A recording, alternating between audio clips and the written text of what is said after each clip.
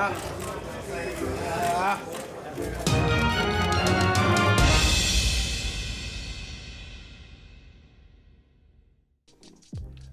Golovkin could face Jaime Mungia as soon as September 14th. What up, Fight World? It's your boy Ego in the back with some more boxing. Make sure you smash the like button. Let's jump right into it. This is a continuation video from my last video because it's kind of the same player, same subject matter. Shout out to Mike Coppinger and The Athletic, link in the description. He's the one that broke the story, and according to his information and research, he spoke with Bob Arum at the Beltran-Comey fight. And Bob Arum gave an exclusive interview, said some interesting things. For one, Canelo could face Kovalev. Kovalev versus Anthony Yarde is, I guess, done. And according to Arum, it's done under the pretenses that if Canelo wants to fight Kovalev, Kovalev will opt out of the Anthony Yarde fight, and then Anthony Yarde will fight, Gilberto Ramirez or something like that, as opposed while he's waiting, and be paid some step aside money. That's what Arum is alleging, according to this report, that if Canelo, since he's the A side, if he wants to move up to 175 and fight Kovalev, then Kovalev Yarde, even though that's his mandatory, they're going to figure out how to appease Anthony Yarde to make another fight. Kind of similar to when Deontay Wilder was after Luis Ortiz the first time in November, and Bermane Stiverne was the mandatory, and Bermane Stiverne finally accepted some step aside money. And the only reason it didn't happen is because Luis Ortiz failed a drug test. So Stiverne got bumped back up to the main event, and, no step aside money was needed. So again, let me recap. Kovalev has an agreement to fight his mandatory Anthony Yarde in Russia. Unless Canelo opts to fight Canelo, or unless Canelo opts to fight Kovalev, then Kovalev is willing to, put the Yarde fight on the back burner some kind of way, pay him step aside money. But Arum is revealing that Canelo is having knee issues, some type of knee troubles, that he might not be ready during the Mexican dates, the quote unquote. He said he wanted to fight in May and September. And as a result, one of the names that are floating around is Gennady Golovkin fighting. If Canelo is not fighting on the quote unquote Mexican date with Canelo, or with Kovalev, then Canelo might fight Kovalev later in the year, similar to when he failed a drug test last year and he didn't fight he only fought on one Mexican date because he wasn't available. He was banned, couldn't fight in May. So he fought September, and he later fought Rocky Fielding in December. So maybe something like that, especially if he's having this nagging knee injuries, which I've heard he's had for a little while. So very interesting stuff. It's like a lot at play right now.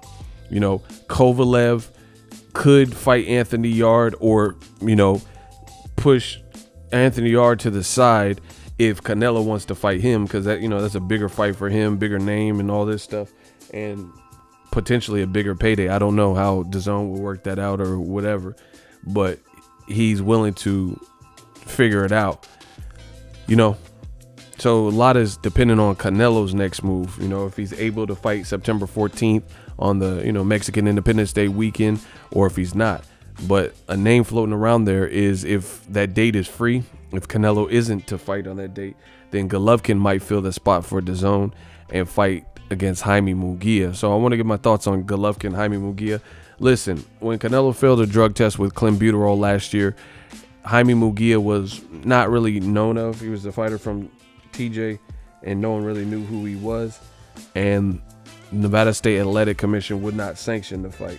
Since then, he beat Saddam Ali and Liam Smith, and had a controversial win recently over Dennis Hogan. So I'm not really thrilled about Triple G versus Jaime Mungia. He's about 21, 22 years old. He's big, strong. Throws a lot of punches. It could be an interesting fight. Jaime Mungia looks pretty durable, but he doesn't really have much on the defense. So I think Golovkin would do what he normally does and, play boxer, jab, like he does against threatening punchers, Danny Jacobs, Canelo, David Lemieux, those types of fights. So it doesn't really seem that exciting. And Jaime Mungia, especially coming off of the Dennis Hogan performance, where I thought he lost to Dennis Hogan along with a lot of other people, that fight's not just that enticing to me, because Golovkin has the experience factor. He has the Olympic silver medal. And, Jaime Mungia, again, doesn't have much of a defense. Golovkin, to me, is when you pair him with a guy like Jaime Mungia, if you pair him with Canelo, that's something different. But if you pair him with Jaime Mungia, then Golovkin is definitely the smarter of the two fighters with a lot more experience. So, it's just something to watch. It's not the worst matchup, but I'm not really interested in, based on the last two Munguia performances versus that Inui guy he fought, and then Dennis Hogan. Those just weren't, performances that make me feel that Jaime Munguia should move up from 154 to fight Golovkin at 160. But, DAZN got to work with the fights that they have in-house, I guess, and that's one of them that they're looking at. It really, it's kind of laughable that DAZN is willing to pay out all this money to Canelo, all this money to Golovkin, and to put out fights that I don't think they're going to get out of the red easily. Like, these fights don't mean as much to the fans, if you know what I mean. Like, Demetrius Andrade just beat Zaleski. Why not Andrade versus Triple G? Let's say Canelo fights Kovalev. Why can't we get Andrade versus Triple G? Now, the goal is, if Canelo gets past Kovalev, or, win, lose, or draw, he would still be a champion at 160 unless they strip him.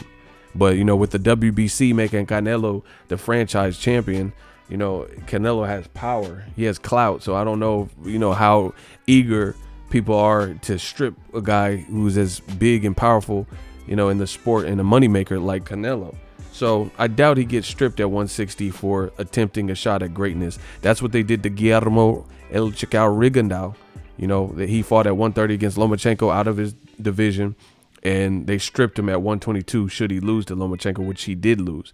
But Canelo is an A side, so I don't really see them trying to threaten Canelo like that.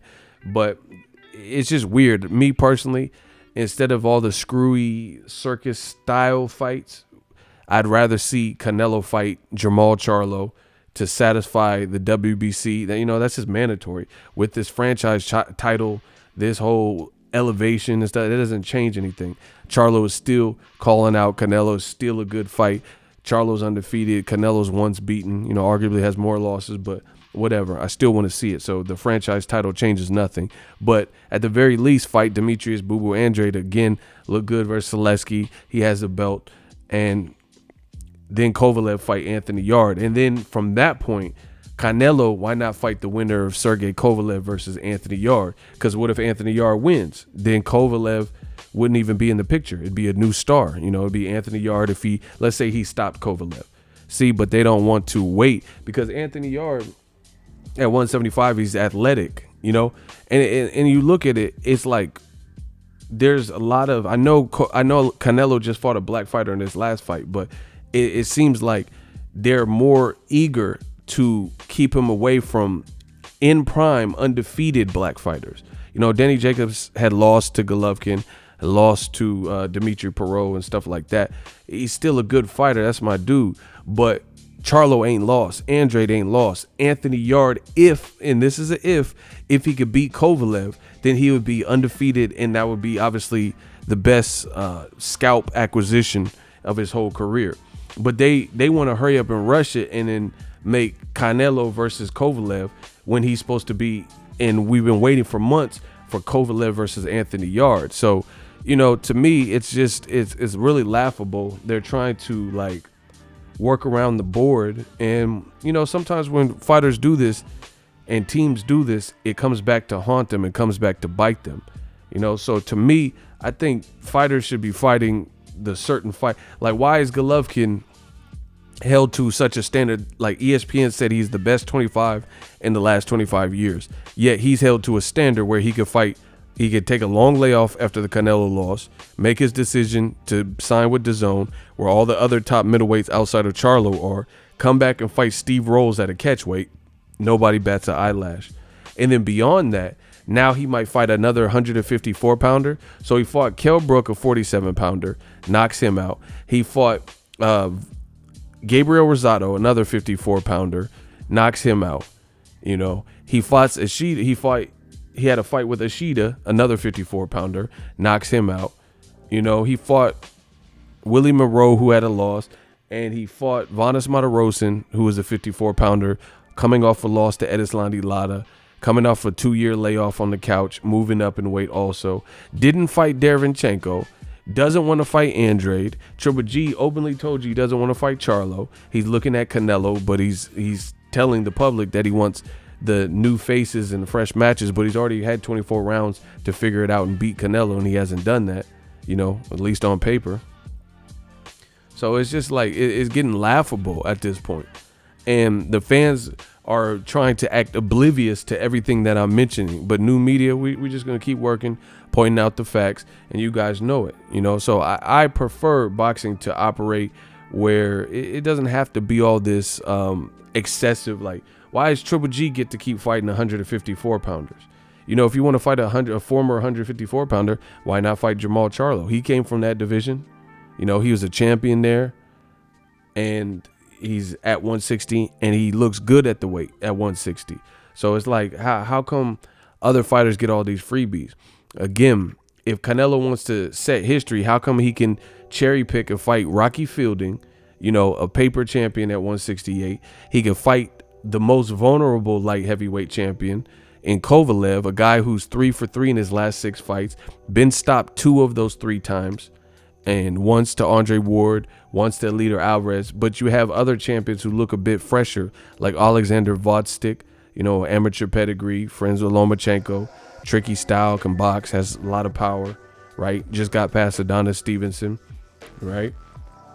Better Biev looks like a monstrous puncher, never been stopped. Dmitry Bivol's been calling out Canelo, and then Kovalev. Where did this come from? It just came out of left field. So it's like certain fighters, and oftentimes they hold the black fighters to the highest of standards, but won't give them the highest of rankings. And then the non-black fighter like Canelo or Triple G, they're allowing them to pick and choose whoever they want, and it's supposed to be okay with the public. Like I said, Triple G keeps fighting 54 pounders, a 47 pounder in Kell Brook, and that's okay. I just named them for you: Ishida, Gabe Rosado, Kell Brook, Vanes Matarosan, and if he fights Jaime Mungia, that'll be 5 people who came from 147 or 154 off the top of my head. And Canelo, really, if you really consider it, Canelo only had 1 fight with Julio Cesar Chavez. So Triple G stayed fighting guys who are moving up in weight, small punchers, or guys from, previous weight divisions. But another guy from a previous weight division that was a champion, like Jermall Charlo, we see very little interest in Triple G fighting Charlo. And now Canelo is potentially willing to fight Kovalev out of nowhere and bypass all of the quality opposition at 160, like Andrade, undefeated black American champion, Charlo, undefeated black American champion. Despite whatever you think would happen, show us. 168, you have a lot of quality guys. Caleb Plant, American champion with swagger and elusive style defense, sitting down on his punches more. You have David Benavidez, Mexican-American. He's looking like a beast. He drew a good crowd at his fight in Texas on the Errol Spence, Mikey Garcia card. Why overlook all these other guys? Caleb Smith looked good on the Anthony Joshua Ruiz card, out of the UK. Why overlook all of that to look at Kovalev? And he's the champion who's, we respect him. Kovalev's a good fighter, but he also showed the most damage in his fight with Andre Ward and Leader Alvarez. So you want to fight the light heavyweight that's been stopped as opposed to the ones that haven't, like Better Biev, Bivol, who's been calling out Canelo, Vodstik, Marcus Brown, just the other guys like that. And don't give me this bullshit about Kovalev's this huge name, because if you look at Kovalev's numbers, he hasn't really, his fights with Andre Ward didn't do no crazy legendary numbers. His fight with Igor Mikhelkin, he fought on the same night as in the same city in New York as Deontay Wilder and Luis Ortiz, same day, same city, and his numbers were on HBO, who has a bigger fan base and a bigger built-in subscription base than Showtime. Showtime, Wilder versus Luis Ortiz card, main event, had a lot more subscribers. Google it. Luis Ortiz and Wilder fought on the same night in New York as Kovalev versus Igor Mikhelkin. So don't make it like Kovalev is just this massive draw. Because if he was so massive, he wouldn't be the B-side to Canelo. If he was so massive, what are the numbers to Sergey Kovalev versus Leader Alvarez 2 on ESPN? What are the viewership numbers if they're so great and so massive? So Canelo is the star. He's the attraction. He's the star. So no matter who he fights, it should be an attraction. So I think they should let regular things come into play. Kovalev versus Anthony Yarde. Those are already two established light heavyweights. And that's it, you know. And then if Canelo wants to feel froggish and fight the winner, then that's his business, you know. But there's so much to take care of at 160, 168. And it's like DAZN, they need to step in, and they allowing this, thinking that this is going to give them long-term success. I don't really see that. I don't really see him having long-term success in the subscriber base department, because it'll be a once and done type of fight. You know what I'm saying? Like Canelo versus Kovalev, it's just really out of left field. You know, out of all the people, I just don't see why there'd be a need where Canelo himself, and see, this is, people don't even want to hold Canelo to the standards he set. He did an interview with ESPN Deportes and says he wants to unify and he wants to be undisputed. So what changed? You fought Jacobs and now all of a sudden you want to fight at 175? It's the style matchup, I'm telling you. They're fighting, and they would rather Canelo fight a bigger person, you know, with power, because they like the style matchup. We know vulnerabilities. Kovalev has no inside fight game. He's been stopped before. When the going gets tough, Kovalev gets going. We know that, but we don't know those things about Charlo. We don't know Charlo to not show heart. We don't know Andre to not show heart. We don't know Andre to fight in only one style. We don't know Charlo for not having athleticism and a great jab and vicious uppercuts. This is the reality. Even though Charlo is at 160, the stylistic matchup and Andrade, they present more problems for Canelo's style than an Eastern European fighter that doesn't throw hooks, that's slower, that has no inside fight game, etc. That's why they're content matching Canelo with that. And they're using his leverage and popularity as a popularity contest to, you know, be removed of any of that. So if DAZN feels that's a winning formula, great. But if Canelo versus Jacobs did 600,000, you know, I'm not really sure what Kovalev does in Canelo. Let me know what you guys think also of Triple G versus Jaime Mungia. Like I said, boxing is just getting weird. It's like they're just putting on random matches. And it's funny because Floyd Mayweather, when he's at the top of the division, a lot of these same fans, they said, why is Floyd fighting this guy? Floyd's a cherry picker. I hate Floyd. He's ruining boxing. And they're supporting all of this stuff. Needless to say, Floyd is not even guilty of doing the shit that they're doing. Like the Maidana fight, Maidana had just beaten Broner. The Mosley fight, Mosley had just beaten Margarito. Ricky Hatton was undefeated, right? Miguel Cotto's a legend, and Floyd fought him at 54 when he's not the biggest guy at 54. You get what I'm saying? So, you know, it's getting crazy. Let me know what you guys think. Triple G, Jaime Mungia, does that excite you on a scale of 0 to 10? Let me know in the comment section. We working. So if you enjoyed this video and want more content like this on the channel, you can show your appreciation by going to the PayPal donate button or the YouTube support button, and you can donate any amount that you feel is equivalent to the value of this video. Much more to come. Thank you guys for your support. Boxing Ego, the future of boxing.